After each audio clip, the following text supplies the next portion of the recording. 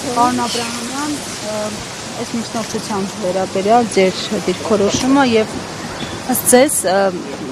իրավական տեսանկյունից են պարզաբանումը, որ ներկայացրեց ԿԸՀ նախագահը, որքանով է օբյեկտիվ։ Մեկնաբանությունները արդեն լսել եք իմ երկուսակից ընկերների, ուղղակի քաղաքական պատվեր է սա, հերթական քաղաքական հետապնդումը, ինչպես պարոն Ղազինյանինն էր, ինչպես նաև մեր մյուս գործընկերներին էր, այսինքն տեսնում ենք, որ երկրորդ փուլով իշխանությունները փորձում են շարունակել քաղաքական հետապնդումների փուլը։ Պարոն Աբրահամյան, հաշվի առնելով, որ իշխանությունը շարունակում է իզոլացնել ընդդիմադիր գործունեություն ծավալող առավել ակտիվ գործիչներին, դեռ սկսվել էր Սամվել Կարապետյանով, հետո Գագիկ Ծառուկյան, նաև նրանց, որոնք խորհրդարանում ներկայացված չեն լինելու, ընտրությունների նույնիսկ չեն մասնակցել, օրինակ Արմեն Աշոտյան, հիմա հերթական այս պրոցեսներն են։ Ինչ պիտի անի ընդդիմությունը, որպեսզի կարողանա այլընտրանք առաջարկել, դիմակայել ստեղծված իրավիճակում։ Այն ինչ շարունակվում էր նախընտրական փուլում, հետո կրկն շարունակվեց նաև ընտրությունները, օրը շարունակվում է հիմա, ականատես ենք բազմաթիվ քաղաքական հետապնդումներին, նշեցիք պարոն Ծառուկյանինը, մինչ այդ ես նշեցի պարոն Ղազինյանինը,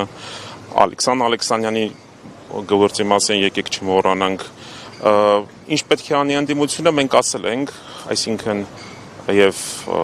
ճանապարհային քարտեզը մենք ներկայացրել ենք, որ եւ նշել ենք, թե ինչի համար են գնում ազգային ժողով եւ նշել ենք, որ փողոցային պայքար եւս լինելու է, բայց լինելու է մեկ անգամ, կարող է լինել, այսպես ասած, մի քանի փուլերով, բայց լինելու է մեկ անգամ եւ լինելու է հաղթական։ Ինչ վերաբերում է անդիմության, այսպես ասած, կոնսոլիդացմանը, ապա process-ներ լինելու են, անպայման լինելու են, մենք հայտարարել ենք, որ բոլոր առողջ ուժերի հետ պատրաստ ենք աշխատել եւ աշխատել ենք եւ աշխատում ենք։ Եթե անգամ քաղաքական ուժերի առաջնորդները իզոլացված լինեն,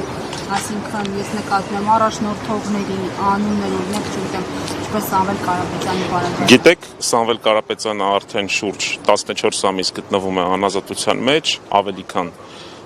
13 ամիս, այո, եւ ցույց տվեցին քաղաքական process-ները, որ որքան էլ որ ուզենան քաղաքական ուժերի առաջնորդներին իդեմս Սամվել Կարապետյանի եւ այսօր նաեւ հիմա Նարեկ Կարապետյանի մասով կենտրոնական ընտրական հանձնաժողովը քննում է միջնորդությունը դատախազության